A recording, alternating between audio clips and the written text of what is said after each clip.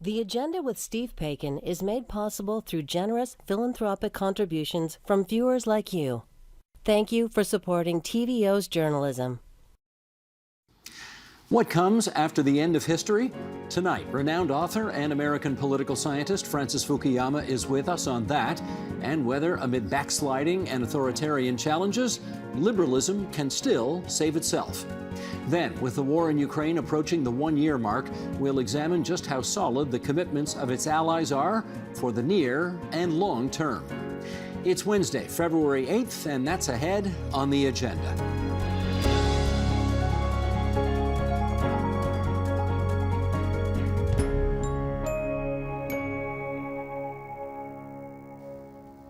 For more than half a century, the basic tenets of liberalism were so well ingrained in Western democratic societies that most people took them as immutable.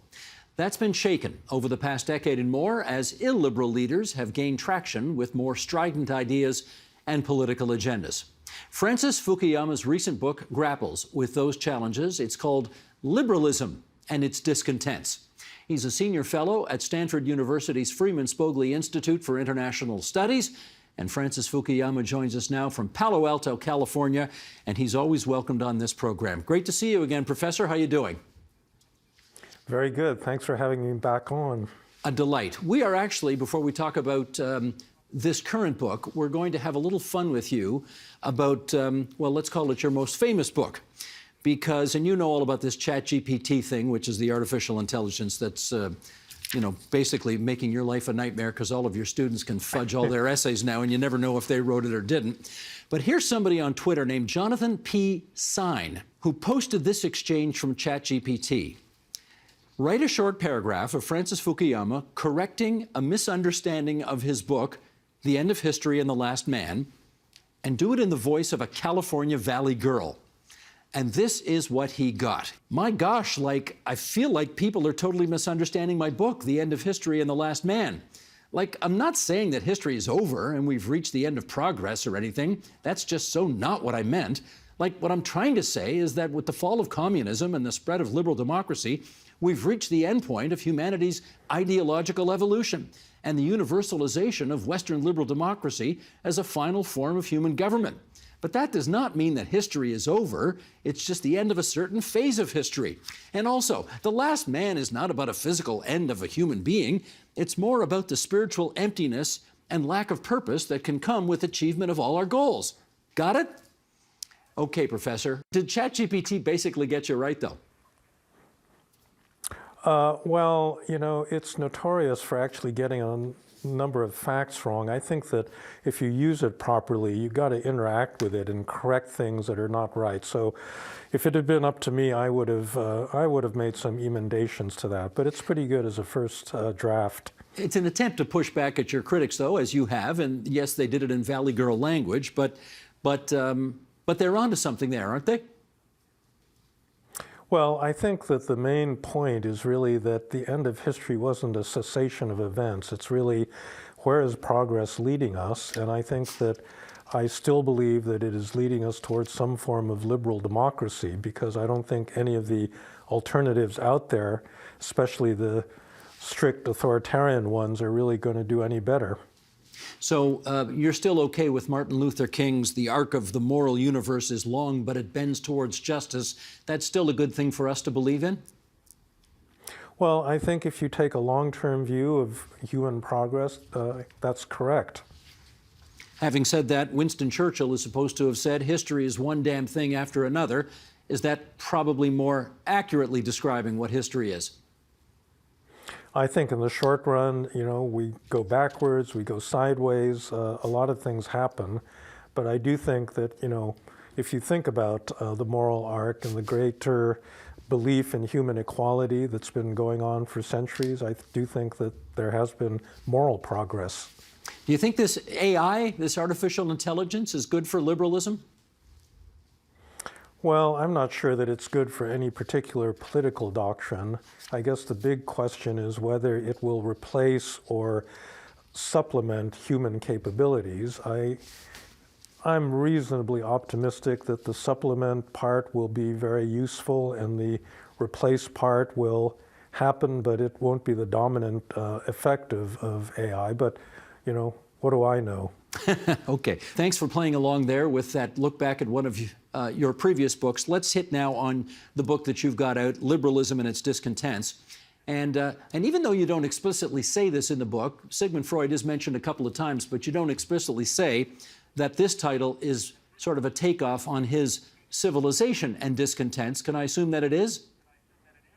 Well, sure. I mean, Freud's book was really about how civilization is necessary. We couldn't have society without civilized rules, and yet every individual strains against them because they don't like the rules and they feel unhappy and unfulfilled. And I think in many ways liberalism is like that. I think that it's a kind of necessary form of government, but it doesn't satisfy everybody. And I think particularly in recent years, there have been some pretty systematic attacks on liberalism coming from both the right and from the left. And you said in this new book that liberalism has begun to look like an old and worn-out ideology. What do you think caused it to lose its vitality? Well, there's a couple of things. It's actually evolved so that you have versions of liberalism that really don't sit well with people. On the right, you had the rise of what's sometimes called neoliberalism, which is really an economic interpretation of liberal economics that really carries the market-oriented side, too far, denigrates the role of the state. And I think that was responsible for increasing inequality over the last, several decades, for loss of jobs, the kind of world that has left a lot of people behind. And on the left, liberalism has evolved into progressivism, which oftentimes is really not liberal in the sense that, the most fundamental virtue in a liberal society is tolerance. But a lot of people on the progressive left are really not tolerant of views that aren't their own. And I think that's, led to sort of cancel culture and a lot of things that are going on in university campuses and in the media and so forth. Let's pick those apart a bit. So the first, the neoliberalism, you're referring to sort of Ronald Reagan, Margaret Thatcher, Professor Friedman, Chicago School Economics, that kind of thing. Somewhere along the line, that was really in vogue. And then I think you suggest in the book that it became kind of like religion and lost its way. What happened there? Well, look, any doctrine, begins with a core of truth. And I think in the 1970s, you had stagflation that was produced in many cases by the overregulation of modern economies. And so we began to deregulate, but we just carried it too far, and especially with the deregulation of the financial sector that began in the late 80s. We basically let these big banks take unacceptable risks, and it all blew up. There are a series of financial crises during the 1990s, but the big one occurred in the US with the subprime crisis in 2008, and we're still paying a price for that because what happened was a lot of well-to-do people managed to survive that pretty well. They recovered after a year or two, but millions of Americans lost their homes. It had consequences way outside of the United States, increased economic inequality. And I think ultimately, the kind of populism that you saw emerge in the 2010s was a direct consequence of that kind of economic policy. And alternatively, on the far left, do you, as a person who makes his living on a university campus, find it particularly galling that one of the worst places that cancel culture seems to happen is on post-secondary campuses all over North America? Well, I don't know, especially galling. I mean, it is a pretty narrow slice of life overall, but universities are supposed to be dedicated to academic freedom and to being able to make any argument that you want, and it's very hard, especially when you get to certain particular topics having to do with race, ethnicity, gender, sexual orientation. There are real limits as to what you can say openly. One of the frequent criticisms that liberalism has run into is that it wants to subvert tradition and that it wants to make the entire world better nevertheless. And here's an example of that. This is from George W. Bush's second inaugural back in 2005, where he said, "It is the policy of the United States to seek and support the growth of democratic movements and institutions in every nation and culture with the ultimate goal of ending tyranny in our world." Now, put President Bush's record aside, is it still okay for liberals to want to see the entire world become more liberal and more democratic? Well, this is a big problem. I think that liberalism is based on the idea that all human beings have an equal degree of dignity that should be protected by rule of law, by political institutions. But I think that the power of any one country, even a big, powerful one like the United States, really should be limited, because we don't have a right to simply turn everybody in the world into, liberal copies of ourselves. And I think that the Bush administration made that mistake in the invasions of Afghanistan and Iraq, where the agenda turned into, something of a moral crusade in societies that had very different histories and cultural traditions. And I think part of the pushback against this kind of expansive liberalism, was the direct result of these mistakes in American foreign policy. Let's compare and contrast that with President Joe Biden's State of the Union address last night, in which he asked people in reference to Ukraine, would we stand for the right of people to live free from tyranny? Now, obviously, he wanted yes to be the ringing answer, but as he looked out into that hall of congressional representatives, probably a third of whom really don't want to have anything to do with Ukraine, how would you gauge the difference in tone between Bush of 2005 and Biden of 2023? Well, I think you have to start with a basic difference in the situations of Iraq and Afghanistan. Ukraine was a functioning democratic society, a relatively free one. I have visited there quite a lot over the last 7-8 years, and it was attacked in a way that has not occurred in Europe since 1945, where one big power just marches its army across an international border. And I do think that that is a threat to the entire democratic order that was created after 1991 and the fall of the former Soviet Union. Iraq was really much more a war of choice.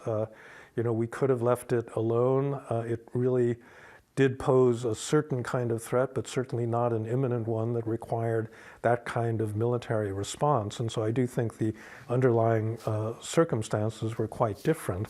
The other thing is that Ukraine, could actually be a real European country with basically free, liberal democratic institutions. I think the likelihood that Iraq was ever going to turn out that way was for various reasons, historical reasons, much lower. Why do you think half the Republican Party in your country doesn't see it that way? I'm not sure it's half the Republican Party, but I think a lot of it is actually the extreme polarization. Basically for many Republicans, they don't actually have a firm set of guiding principles. They're simply opposed to whatever the Democrats are doing or whatever Biden is doing, and I think you see evidence of this here. It's kind of amazing what's happened to the Republicans in foreign policy. When Obama was president, they relentlessly criticized him for being too soft, for the reset and the attempt to improve relations with Putin's Russia.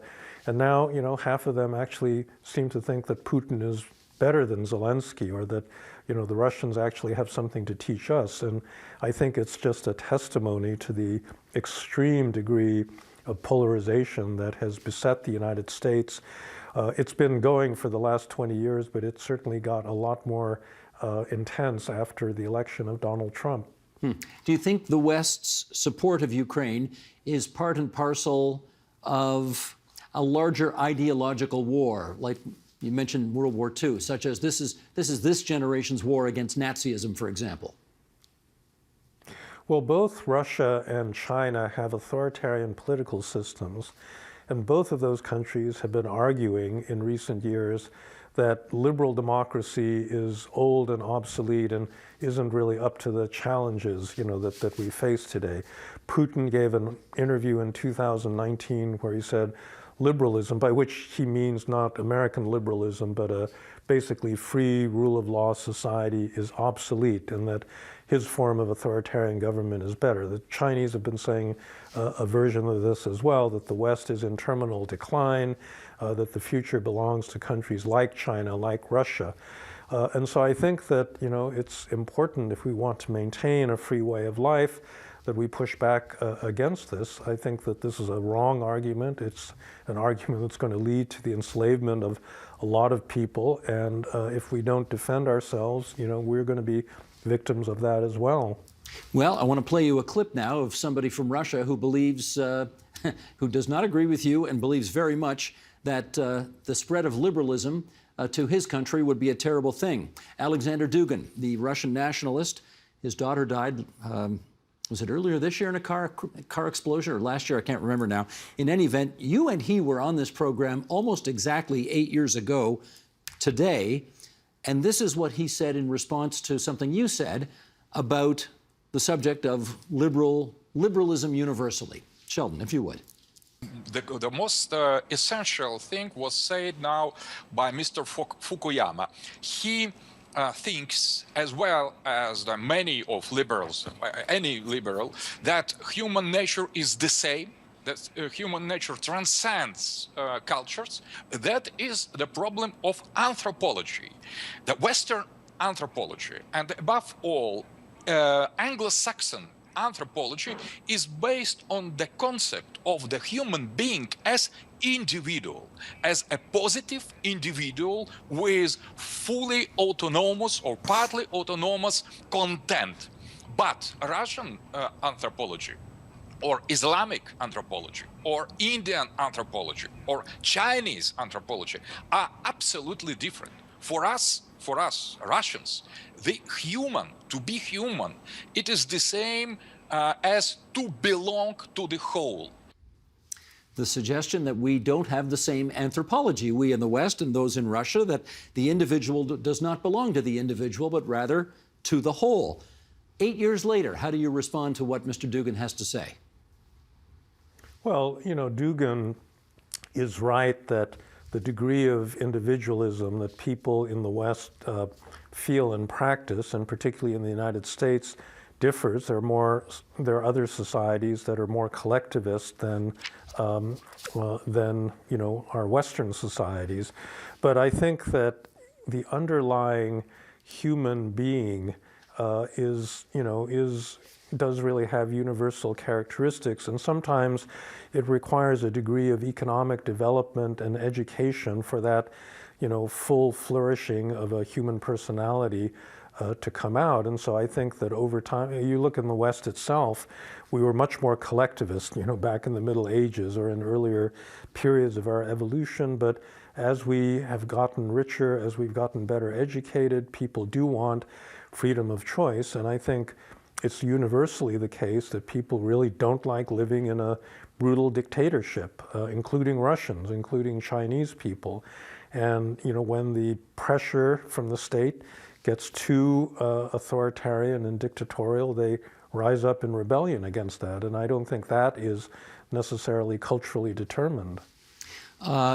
Trade with China was supposed to have an impact on that. Trade with China was supposed to make them more like us and less like they were. Do you think that's working? Well, it hasn't worked. That's what we used to call modernization theory, and obviously that hasn't worked in China as they've gotten richer over the past couple of decades. That doesn't mean that in the long run, a China that has a big middle class, very educated people that travel a lot aren't going to want, if not a democracy, at least a more open and free society so that they can really make their own choices. I think that that's one of the things that happens when you get more educated and you begin to realize that the world has all these possibilities that you would like to explore, or that your political system really is preventing you from flourishing. So I don't think the answer is finally written. We saw under zero COVID that actually Chinese get mad about things, and they don't actually like bad decisions that their government takes. And I think one of the things that we've seen in the past year is that a dictatorship led by a single individual is inevitably going to make mistakes. I think the Ukraine war was an example of that, and I think that zero COVID was an example of that. And I think that the durability of these regimes making mistakes like this is not guaranteed at all. Well, let's go back to Ukraine's and Russia's involvement there, since you've mentioned it here. There's this expression that Russian/Soviet leaders over the years have been able to do basically whatever they wanted to because they have always been able to depend on the Russian people being willing to suffer innumerable indignities and as much as any regime needed in order to get away with what they wanted to get away with. Putin certainly depending on that to prosecute his war in Ukraine. Do you see any evidence that that's still not the case? No, I think that unfortunately the degree of kind of nationalism and support for the regime has gone up since the war started. I think this is something that happens in every society when they get into war. The question is, how durable is that support going to be down the line? In 1917, you had a big revolt in the Russian army in World War I when people simply got tired of fighting and dying at this level. I don't know whether that's going to happen in Russia, but I don't think it's inevitably the case that the Russian people will endure any amount of indignity simply because they're Russian. Okay, but so far, and I guess who knows if this number's accurate, but we heard it the other day, 200,000 Russians have died in the prosecution of this war so far, which just seems like an extraordinarily high price to pay for what certainly Western eyes on this side of the Atlantic would seem to be very little payoff. That sure looks like Russians are prepared to accept a ridiculous amount of suffering as part of their anthropology, no? Well, they obviously have a greater tolerance for this. I mean, that level of casualties in a Western democracy, because we have democracies and people can protest and complain, is going to be much greater, and Russians don't have that opportunity. But, there is a breaking point for all of these apparently strong regimes. Afghanistan saw actually a lower level of casualties, but one of the things that discredited the late Soviet regime was the fact that they were losing people in what seemed to be a pointless war. Okay, let's come back to liberal democracies here, and we'll I guess continue with the original tweet that started this conversation. Your fear that accomplished liberal societies feature, quote, a lack of purpose or a spiritual emptiness. Can you give us some advice on how we might deal with those two problems? Well, that goes to the essence of a liberal society. In a liberal society, we agree that we're going to disagree about the most important things. We're not going to define our common aims in terms of a religious idea or, a very strong national idea, because we live in pluralistic societies where people are able to do what they want. And I think that, the degree of pluralism that we have, especially here in North America, is such that it's hopeless to think that we're going to ever, march in the same direction in terms of basic religious values, or we're not simply one ethnicity. And I think that, in many respects, that becomes a strength. It's kind of a cliche to say that our strength is in our diversity, but in fact, the ability to absorb immigrants, to actually create a society out of, a very complex texture of ethnicities, races, and the like, is, something that I think becomes necessary as your economy and your society develop. And so, I think we find in a democratic society that our communal satisfaction is not given to us by the fact that we're like one people marching in one direction, but we still have community. You know, we can still exercise religious freedom. We can join the church of our choice.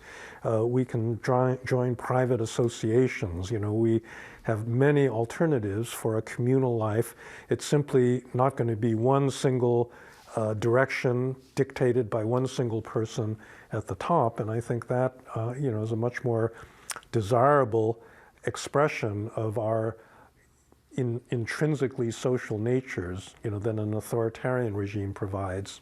I have to tell you, from this side of the border, I think it's fair to say most Canadians looking south at what's transpired in the United States over the past, well, let's say decade, but really I think most Canadians would say over the last 5 years, is a country that has been, you know, taken hostage by the extremists of both parties, probably more so by the extreme wing of the Republican Party than the Democrats. But having said that, as I watched the State of the Union last night and I saw a president of the United States from the Democrat Party reaching out to shake hands with the Speaker of the House, the newly elected Speaker of the House, who's a Republican, and then after that paying homage to the longest-serving Senate Minority Leader in American history, and Mitch McConnell, that to me looked like potentially the beginning of a moment of more moderation and more reaching out.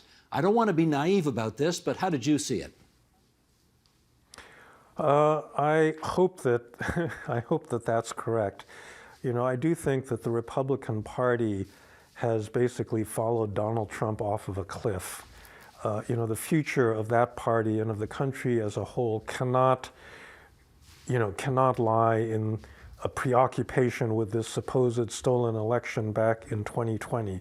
And I think we've seen plenty of evidence that a lot of Republicans are kind of sick of that and think that they've got another agenda that is not being addressed as a result of that. And so I do think that, you know, you're going to get a different kind of Republican candidate in the future that hopefully will return to, you know, the kind of real policy differences that existed between Republicans and Democrats that were serious, you know, differences of opinion about what we ought to do about immigration, about jobs, about a lot of different issues, and not this preoccupation, you know, with kind of, you know, the psychoses of one particular individual that's been leading the party.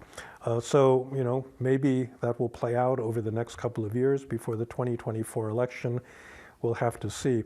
I guess the other thing, you know, since I was in Canada recently, I do think that part of the reason that the U.S. is so different from Canada really does have to do with its racial history. I've always thought that, you know, if somehow the Civil War had ended up differently and the South had gone off as a separate country, the United States, the rest of the United States would actually look a lot like Canada. But that didn't happen. We stayed a single country. And I think that that racial legacy has really very much shaped the politics and certainly lies at the base of a lot of the polarization that we are experiencing today. You know, the whole controversy over wokeness, which really started as a disagreement about how to interpret that racial history. And so, you know, our situations are different. I think you Canadians are perfectly right and scratching your heads and wondering, you know, what the hell is going on south of the border. I do that myself, but, you know, here we are. Indeed. In our last minute here, let's finish up on this. I love the way your book ended because it was a call for moderation as a saving grace for liberalism going forward. And I sit here in a studio named after a former premier of Ontario, who's the most successful politician in this province of the last 100 years. William Grenville Davis was his name. And he often used to say, "My mother always told me, Billy, moderation in all things." And that made him very successful following that path. How possible do you think it is that we can rediscover our inner spirit of moderation? Well, I think that we've got to do that in some way. You know, a lot of our problems were based on this idea that if you have a little bit of something that looks good, then 10 times as much or 100 times as much is going to be 10 or 100 times better. And so, you know, maybe markets are good, but it doesn't mean that a market for everything is going to be the solution to all of society's problems. Or, you know, our individual autonomy is good, but complete freedom to choose everything about our lives at every moment in our lives is not a great thing. And I think, you know, there will be a moment when people will begin to realize that maybe their longings and satisfactions will be better satisfied if, they don't try to double or triple, whatever it is they've started out on. So, we'll have to see. Our institutions could also be changed to encourage more moderate points of view, and I think that's the task that's before us. I think Bill Davis would love to hear that remark. May he rest in peace, and we thank you for joining us on this program. Francis Fukuyama, Senior Fellow at Stanford University, his latest contribution to the public dialogue, Liberalism and Its Discontents. Professor Fukuyama, I look forward to our next chat, and we thank you for joining us here on TVO Tonight. Thanks very much, Steve.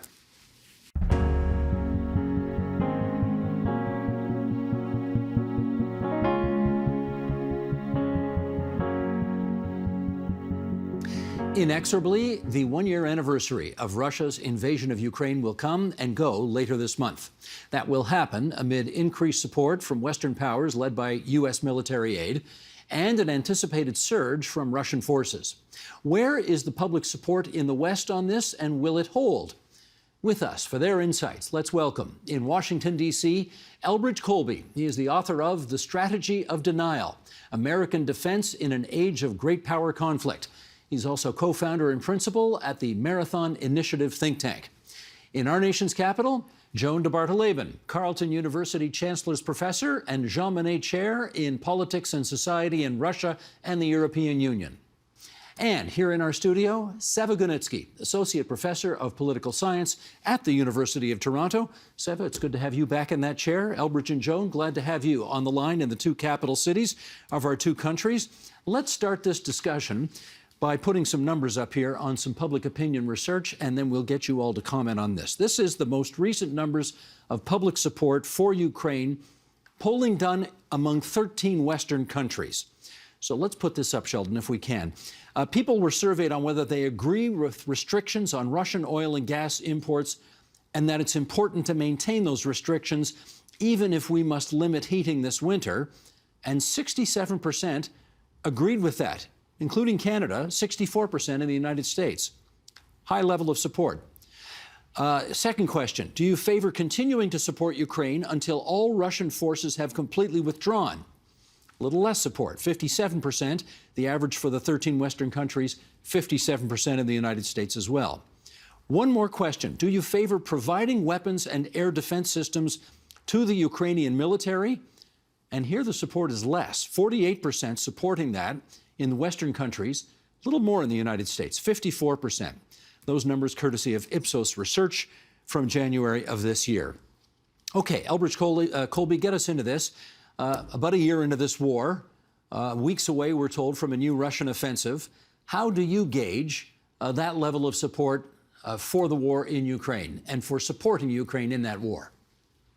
Well, thanks, Steve. Great to be with you. I mean, I think it's been impressive that the level of support has been sustained. I think the numbers that you show are significant a year in.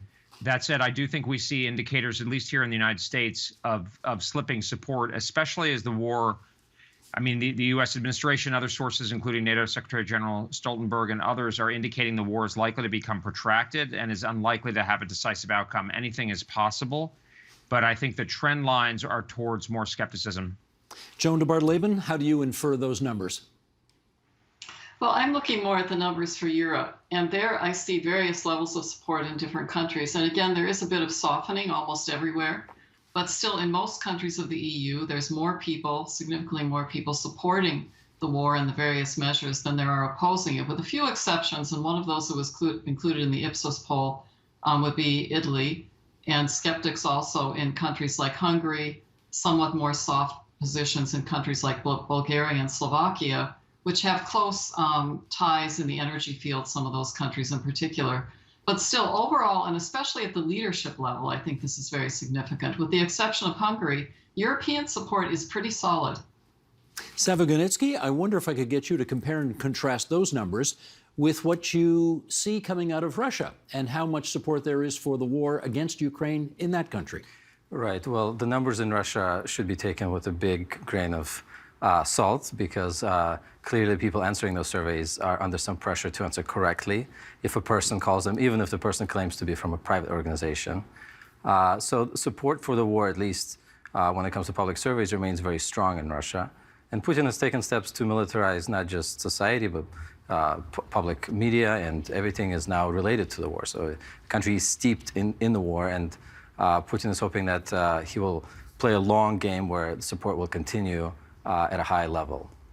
Elbridge, it is said that Putin expected Europeans to cave in to an energy embargo. That has not come to pass. Is he still expecting European support, do you suppose, to keep inching or dwindling downwards? Yeah, I think we need to look at this in the context of the battlefield, which is, I don't think that, my impression is that Putin does not assess, at least at this point, that he is going to cause a collapse of the Ukrainian and Western position through economic sanctions alone. Rather, I assume what he's planning for is to gain advantage on the battlefield and then basically erode Western willpower sufficient to allow those gains to be locked in. Likewise, I think from our perspective in the West and in Europe, it's not, the economic sanctions against Russia, at least thus far, have not seemed to have had a very significant effect. The Russians have mobilized their economy. Actually, the most recent information out of the IMF is that the Russian economy actually grew last year. Yeah, they were coming out of COVID and so forth, but still, that's a pretty far cry from what we expected. There's been a huge adaptation of trade and commercial flows away from Europe towards China, India, Central Asia, Turkey, for instance. So I think what's really going to be determinative here, most likely, I mean, we never know, is the course of the battlefield and then how that interacts with support in the West and in Russia, of course, as well. But thus far, we don't see any slackening of any meaningful or material slackening in Russian popular support in a way that we could detect or would be meaningful. Let me follow up on that with both Joan and Seva in this regard. How important do you think it is for decision makers in Western countries, in terms of their flowing military support to Ukraine, that there is still a relatively high level of public support for those positions? Joan, why don't you start?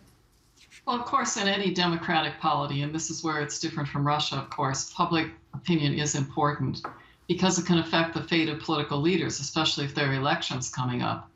So it is something that the political leadership definitely has to pay attention to. However, I just make two comments. First, many countries have recently had elections, fairly recently anyway. The elections are not forthcoming soon, so that kind of immediate political pressure isn't there, and that would apply to countries like Germany and France, as well as some of the skeptic countries like Italy, where there was some concern that after the most recent election, which brought a right-wing government into power, that there would be a softening on Ukraine, which there in fact hasn't been. So that's one factor. And the second is that foreign policy rarely plays the primary role in elections. Other issues tend to go to the top of the agenda. Now, of course, that can happen. It can happen that the foreign policy issues become more important if they're highly contested by elites from different political parties. So it's important the degree to which the opposition in democratic countries makes this an issue. And so far, we haven't seen that to a large extent, but it certainly could arise, and that could raise more problems if public opinion wavers for governments. Right. Seva, maybe you could build on that in this regard. Are Western powers so committed to Ukraine that even if there were a significant dip in public support for the war, they'd still keep doing what they need to do? Yeah, I think public support does matter, but the U.S. especially and Europe as well have shown that they're willing to commit material long-term. And some of the softening of public support is to be expected. Partly attention drifts elsewhere to domestic issues. Partly it's that people expect results right away. We're giving Ukraine all this money. Why isn't Russia broken up yet? That kind of thing. And of course, that's why the prospect of a stalemate undermines support. And that's why the Ukrainian counteroffensive in the fall was very important for mobilizing support. But I think a lot of it, at least in the U.S., has to do with negative partisanship as well. Meaning what? Meaning the logic becomes, well, if everything, including gas stoves, is a partisan issue, then the logic becomes, look, Biden supports Ukraine. We don't support Biden, therefore we don't support Ukraine. So I don't know if there's a lot of thought behind that kind of reflexive partisanship, but it's there. And of course, underlying all that, again, at least in the US, is this reactionary isolationism that truly does, perhaps in some way, want Russia to win, or admires Putin in some way, admires his project of an alternative to the liberal order, and wants to see him succeed in the same way that some of the isolationists in the 1930s wanted to succeed and admired Mussolini and Hitler for some of the same reasons. I'm tempted to ask a follow-up question to Elbridge about how gas stoves became a partisan issue in his country, but I'm going to forgo that right now because it's a little off the path. But let's try this, Elbridge, instead. A recent survey shows that 40% of Republican voters think the U.S. is giving too much aid to Ukraine. At the beginning of the war, that number was 9%. It's now 40%. How do you see different wings of the grand old party dealing with this question of how and whether to support Ukraine? Well, the reason gas stoves became an issue is because there were genuine fears that the administration was going to move towards banning them, and they are being banned in several parts of the United States. So those fears were well grounded, and the administrations had moved off it for the time being. I think the characterization that the professor made of the American, conservative and Republican position is just flat out wrong, honestly, and I just fundamentally disagree with it. Obviously, there are elements in the country that sympathize with Putin and so forth. But the fundamental position is that, Senator Vance laid out in an op-ed in the Wall Street Journal is a real skepticism about the so-called forever wars. The United States is tired after decades of hyper-interventionism in pursuit of kind of, Francis Fukuyama type end of history, George W. Bush end to evil. Canada has not been as involved in these, but the American people have been, and we're pretty tired. And the United States has already done a lot more, well more than other countries, including Canada, and Germany and so forth. So I think it's very important to bear that in mind. And the part of what has powered this political movement over the last few years is asking, after all of these efforts and all of these conflicts, what do we have to show for it? Actually, we're in worse shape. And the most fundamental reason why there's increasing skepticism about, sort of an unchecked kind of blank check approach to supporting the war in Ukraine. And to be clear, I do believe we should support the Ukrainians.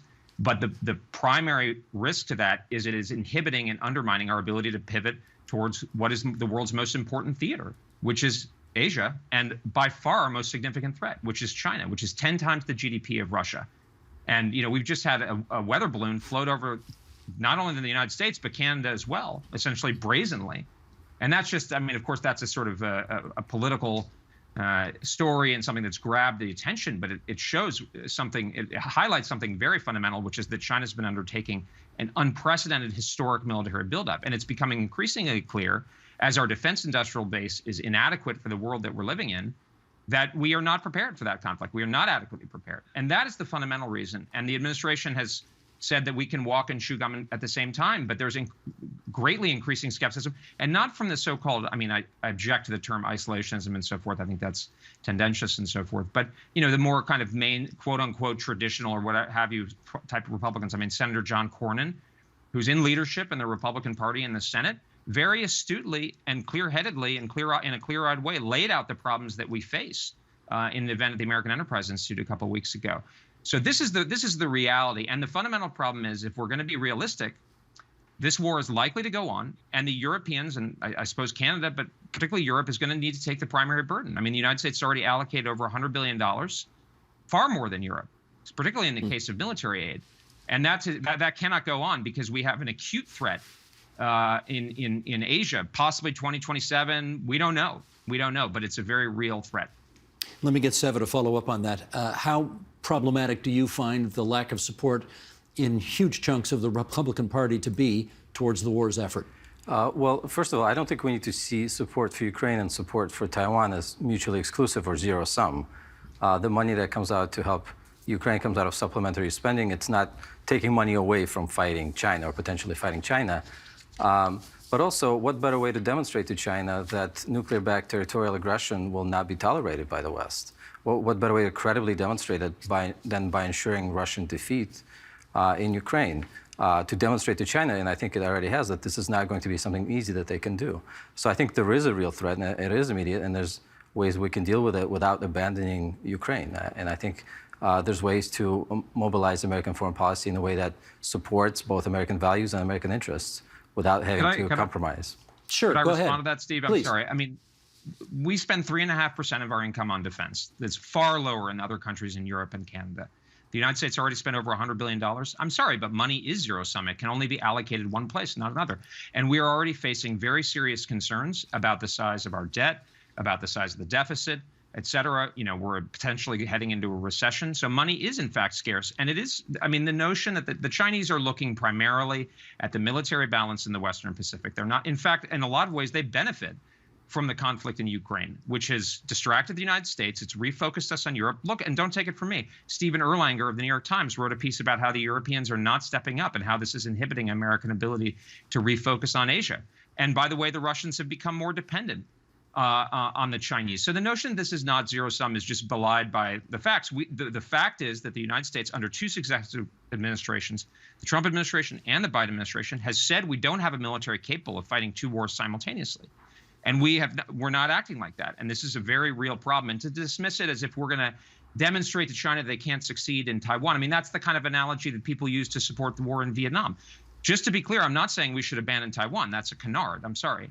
What I'm saying is that the Europeans and others need to take primary responsibility, and the United States needs to take a more supporting role so it can focus on Asia. Joan, you want to weigh in on that? Well, I think one should bring NATO into this because, of course, NATO, it's not just the U.S., it's also NATO. And we have to, emphasize that this is a very important issue for the viability of NATO. Now, of course, American support for NATO is essential. And Europeans recognize that. And especially as you get closer to the Russian border, there's more of a turn toward NATO than there is toward the EU for security defense. And I think there's no doubt that if American resolve wanes substantially, that will have the impact, probably not of cementing a stronger capability of the EU or of Europe to respond, but will undermine the whole venture. So I think it is critical that American resolve remains strong. The European Union is an entity that doesn't have foreign policy competence without agreement of all of the member states. And so it's a much more complicated decision-making structure. And none of the states in Europe, the strongest ones being France and Germany, would have the capability, no matter how many resources they tried to commit to it in the current situation, to handle this crisis alone. And of course, Germany, with its history, is reluctant to take on a leading military role. We saw that in the recent discussion about the tank delivery approvals, where Germany really looked to the United States to act in concert with it. So I think it's naive to think that Europe can handle this problem alone. Well, let me stay with you for... Yeah, Joan, if I can, let me, since you mentioned Germany, let me put the comments of the Chancellor to you, where he recently said that the Russian attack on Ukraine represented a historical shift, or a Zeitenwende, as he called it in Germany. Do you sense that the European world has accepted this as an historical shift in time? Yes, I do. I think there's been a definite paradigm shift, whereas previously the Europeans were placed hope on, their own founding principle, which was that through economic cooperation and interdependence, primarily energy interdependence with Russia, that they could bring Russia around to the liberal world order. And Germany continued to try to believe in that until quite recently. But the attack last February on Ukraine, I think, dashed that hope. And there's been a fundamental paradigm shift where it's accepted that, at least in the current moment, Russia has become a kind of adversary. Now, however, this doesn't mean that Germany is ready then to embrace itself as a military power. Germany's history makes it, imposes upon that country a sense of responsibility to not take a leadership role in the military sphere. And, that's not entirely unreasonable given how other countries might react. So without the American leadership, it's going to be difficult for countries like Germany to maintain the same level of resolve and capability. So I think the American resolve is very important here. And I think that President Biden recognizes that. The bigger question will be how the Republicans deal with it. If this war is still going on, at the time of the next election, presidential election in the U.S., of course, that would be a potential issue. Right. All right. Tom Friedman of the New York Times usually has interesting and provocative things to say about the state of the world. And here is an excerpt from his column on February 5th, which I'd like to get into some discussion about here. Putin is basically saying to Biden, I can't afford to lose this war, and I will pay any price and bear any burden to ensure that I come away with a slice of Ukraine that can justify my losses. Friedman goes on to write, how about you, Joe? How about your European friends? Are you ready to pay any price and bear any burden to uphold your liberal order? Very Kennedy-esque language there. Okay, Elbridge, what do you think? Well, I think it's apropos because that language comes from John F. Kennedy's inaugural address, which led us into Vietnam. And I think, I mean, look, the reality is that apropos of the comments just made, unfortunately, I think the naive view is that the United States is going to go on like this forever because we cannot do that. I don't question whether President Biden thinks that way. I think President Biden, frankly, thinks of Russia in a lot of ways as more of a threat than China, despite what he and many in his administration say. In fact, I think many in his administration do think that China is the priority threat. But also, let's bear in mind, again, I mentioned the 3.5%. There is opposition even within the Republican conference to increasing defense spending whatsoever. There's very little appetite in this country for another forever war or for dramatic increases in defense spending. And I think what's naive is to think that the Europeans can essentially continue along the current path. And I'd just like to say about Germany, because Germany is especially important. European countries are indeed capable of doing more. Look at Poland, which is increasing its spending to 5%. Germany was fully prepared during the existence of West Germany to have a very large military. In fact, it was the most formidable military in NATO except the United States itself. It has no problem being a military power when its own independence and security is at risk. It is failing to follow through on its Zeitenwende commitments. It's well below 2%. This is inexcusable. The Germans need in particular to take the lead. They are the backbone of a potential European response. If we in the United States, if we allow the Germans, as Stephen Erlanger and others, Liana Fix at the Council on Foreign Relations have pointed out, if we let this dynamic go, nobody is going to benefit. Here's the reality. Nobody, least of all the Ukrainians and the Europeans, because here's the reality. We are going to have to pivot to Asia at some point because the Chinese are too strong and the risk of an invasion is so real. If we have neglected to do that and prepare with our European allies together beforehand, it will happen and it will be very sudden, and there will be tremendous vulnerabilities to the Russians. So better for us to change the way that we do things in order to protect European security in a way that's more sustainable.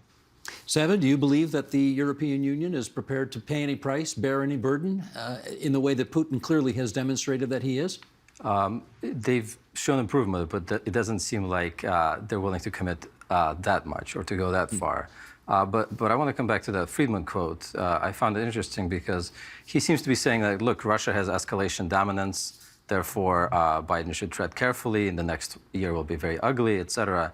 But the thing is, Putin has set himself up for the long game.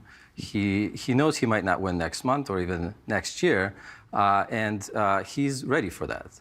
And if that's the case, if he believes that Russia is there in the long run and that this will favor Russia, then there's no reason to escalate very quickly. He's going to keep applying pressure, and he's going to wait for Western aid and European aid to decrease or decline, levels of support decline, and he'll keep putting pressure on the country.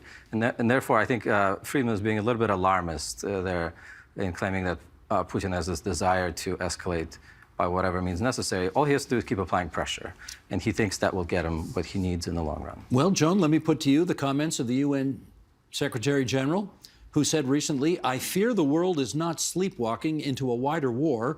I fear it is doing so with its eyes wide open." Agree or disagree? I think there's quite an awareness of the risks that are involved in this conflict, but also what's at stake. So there has been a careful calibration of the Western response. I think there's actually been a careful calibration on all sides, to this point at least. Despite the threats coming out from Putin, he really hasn't escalated in the way that he has suggested he might. Now, whether he'll continue that way, I don't know. On the Western side, of course, there's been a very careful attempt to avoid bringing NATO or bringing any NATO countries directly into the conflict. And I think this is very well understood that this is a significant risk. Whether it's inevitable or even likely that this is going to lead to such an escalation, I think is not at all clear. I mean, certainly Putin to this point has not used the strongest options that he thinks he might, and seems to have we'll see what happens in this offensive, but the indications are it's going to be a ground war offensive. And on that point, I think how that goes is also going to affect public opinion and affect Western resolve. So if things go well for Ukraine in this coming spring, and the new military equipment that's been provided actually gives them the upper edge and they can push back Russia, I think that may embolden resolve among many people in Europe, although it may also lead others to think that this is a time to go to the negotiating table, something that the Hungarian prime minister has already said. So there may be an increasing kind of polarization or disagreement about the appropriate response. If, on the other hand, Russia shows greater success in this expected spring offensive, that could also undermine the confidence that some Western supporters have in the capability of Ukraine to prevail. So I don't think we should take our eye off the fact that what happens in the war actually affects public opinion very substantially, and that right now, going back to your question, Western governments are trying to make the outcome of this spring situation the most favorable to Ukraine to prevent that further erosion of resolve and confidence. Okay, to that end, then we've got just about a minute to go here, and Elbridge, let me put this to you. I wonder which is the greater reason for why the West at the moment is supporting Ukraine as much as it is? Is it empathy for the Ukrainian people and what they're going through, or is it more a defense of the liberal democratic order in the world, which it feels the need to come to the rescue of? What say you? Well, I think in the United States, it's probably more of the former. I mean, obviously, progressives are more enamored of the latter. I don't think that's sustainable or really in America's national interests. I think a lot of the support, including among Republicans, for the Ukrainians stems from sympathy for people fighting for their independence against brazen aggression. So I think that is the sort of, and one of the things that's so important that what the Ukrainians have done is not only their cause is just, but they've fought incredibly sort of resolutely and in very tough way. So I think that elicits support and will continue to elicit support. I want to thank the three of you for coming onto our program tonight to talk about just the most dangerous neighborhood in the world as it comes up to the first anniversary of this terrible war. Elbridge Colby, Marathon Initiative. The Strategy of Denial is his latest work, American Defense in an Age of Great Power Conflict. Joan DeBartoleben, Professor of Political Science, Carleton University. She's the Chancellor's Professor there, the Jean Monnet Chair of Politics and Society in Russia and the European Union. And here in our studio, Seva Gunitsky, Associate Professor, Department of Political Science, University of Toronto. My thanks to the three of you. Appreciate your time very much.